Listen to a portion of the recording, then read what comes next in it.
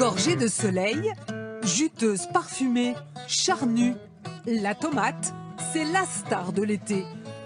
Chaque Français en consomme 13 kilos par an.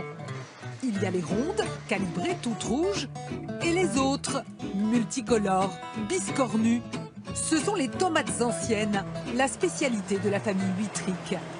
Dans ces serres de Guérande, il pousse des trésors, des variétés vieilles de plusieurs siècles, ressuscitées par ce maraîcher, comme celle-ci, l'ananas noir.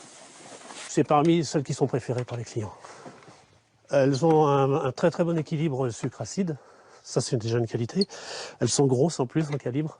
Et pour qu'elles donnent le meilleur de leur goût sucré, il faut les cueillir bien mûres.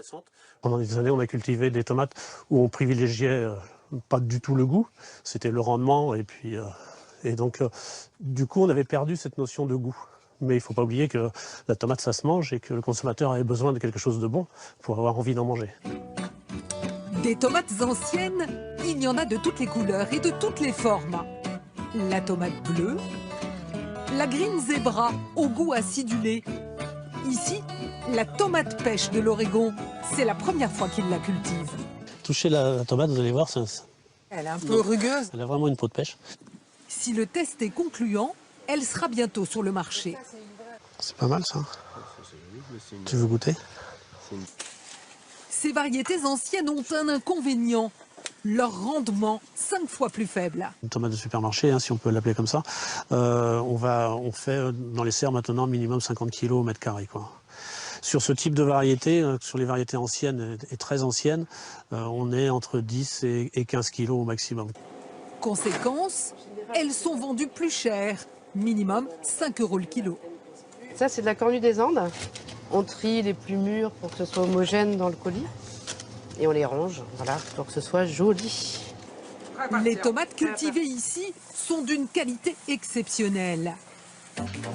8 tomates sur 10 vendues en France n'ont jamais vu la terre. Elles poussent hors sol, dans des serres chauffées 12 mois par an. Des variétés à toute épreuve, une peau épaisse pour résister au transport. Elles sont capables de voyager pendant des jours et résistent à l'assaut de nos doigts dans les étals.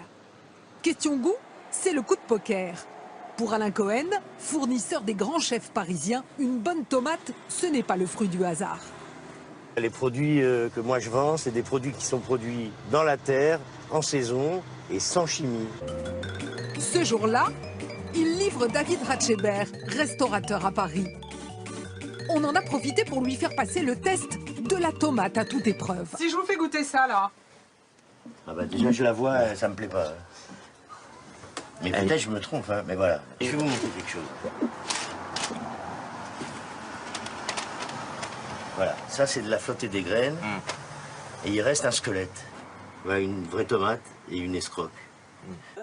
David Ratcheber, lui, ne cuisine que des variétés anciennes de pleine terre. Alors tu mets un petit peu de... Je te mets un peu des... J'ai 5 variétés, je te mets les 5. Ouais, c'est bien. Les tomates, il les aime crues, en salade. Le produit est tellement exceptionnel que si on le dénature, enfin, on va perdre tout le goût, tout le parfum, toute la sucrosité.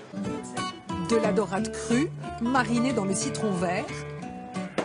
Quelques oignons rouges confits dans le vinaigre. Du gazpacho gélifié pour servir de support. Un arc-en-ciel de tomates. Ce plat ne figure qu'en été sur sa carte.